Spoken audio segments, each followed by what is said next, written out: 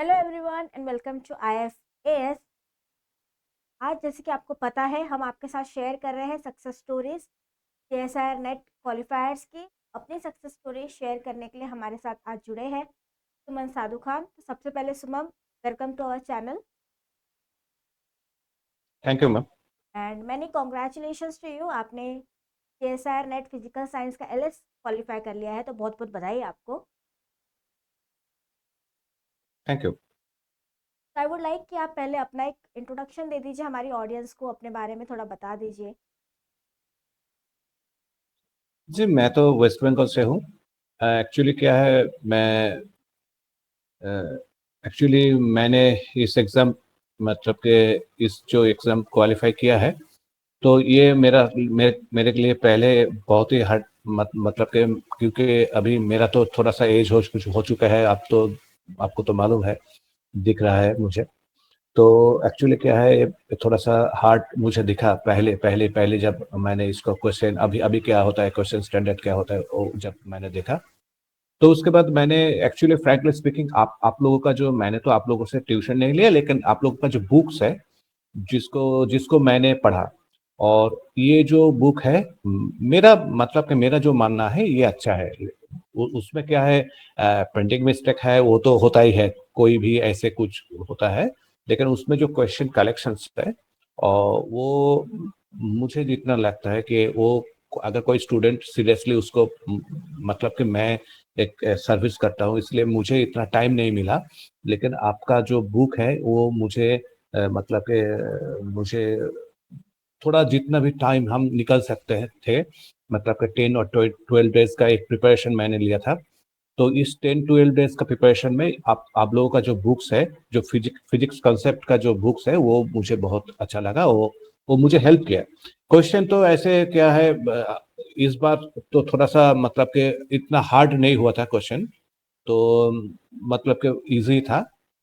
लेकिन मैं शुक्रिया अदा करना चाहता हूँ आप लोगों का, जो मतलब कि आप तो अ, आप लोग पढ़ाते हैं, हमने आप लोगों का मतलब कि क्लास फॉलो नहीं करते, लेकिन आप लोगों का जो बुक्स है उसको मैंने थोड़ा सा फॉलो किया, और आप लोग अच्छा काम कर रहे हैं।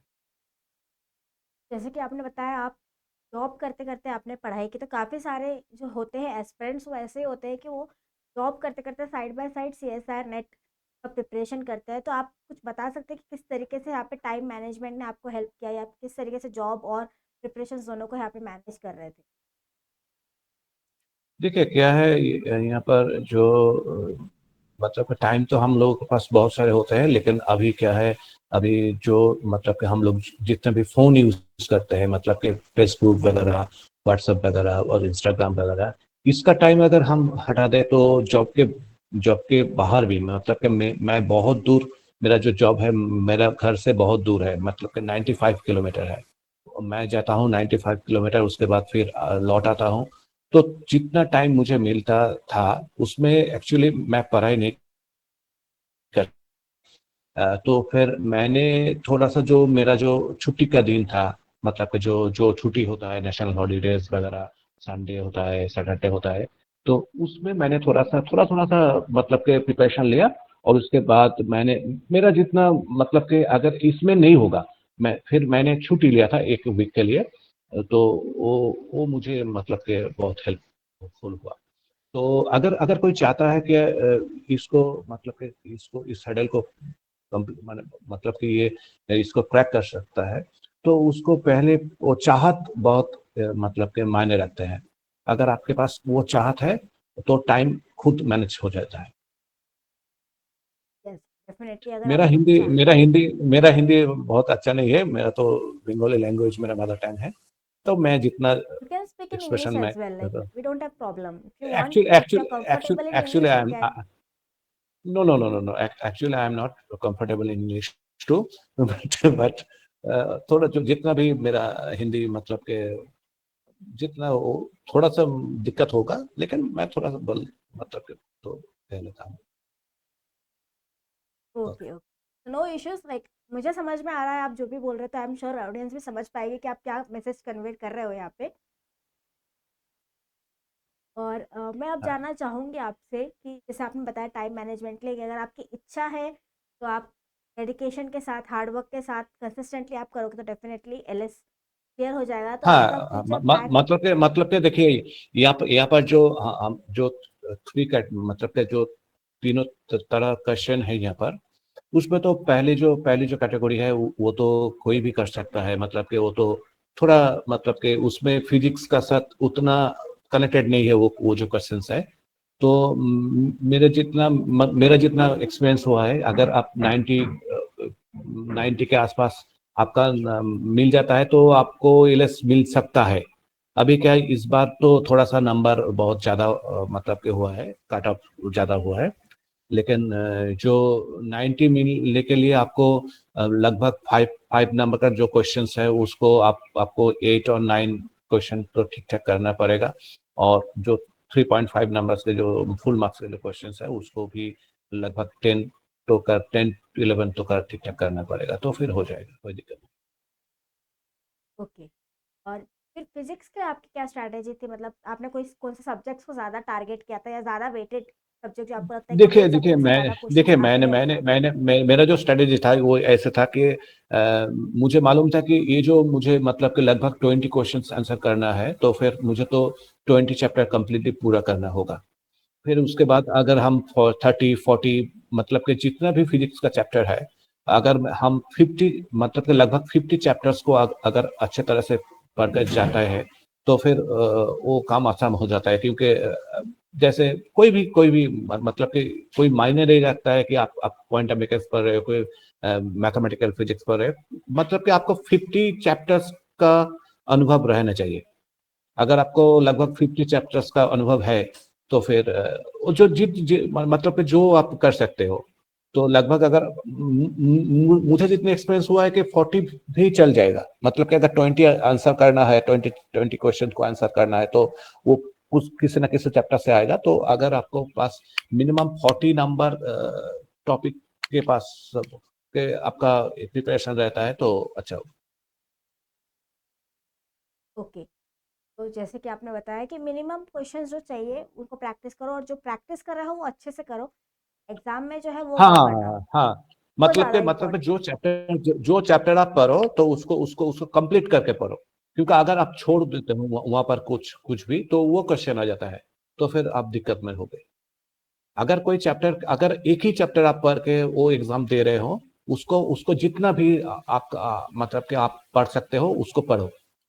जितना जितना भी उसका डिफरेंट एंगल्स है उसको समझो। यही मेरा मानना है। क्या आपने टेस्ट सीरीज, मॉक टेस्ट ये भी अटेम्प्ट किए थे? नहीं नहीं नहीं नहीं, मेरे पास उतना टाइम नहीं था।